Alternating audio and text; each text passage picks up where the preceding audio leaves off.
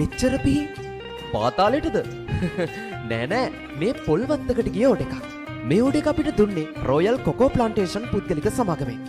දැන් තේරෙනවනේ පොල් ආශ්‍රිත පුද්ගලික සමාගමකට තමයි මේ ඕඩ එක පැක් වෙන්නේ. හරි මොනවාද දැන් මේ පිහි කන්ද? මේ ඕඩ එකේ ඉන්ක්ලූඩ් වෙනවා පොල් කඩන්න ගන්න පොල් කෙකි 5ක්, වත්තේ පිටිය වැඩවලට ගන්න කරදික මන්න 5ක් සහ පොල් ගහට නැගලා පොල් කඩන්න ගන්න පොල් පිහි 5ක්. ඉතින් මෙන්න මේ අයිටම්ස් ටික තමයි රොයල් කොකෝ ප්ලාන්ටේෂන් පුද්ගලික සමාගමට මේ විදියට යන්න පැක් වෙන්නේ.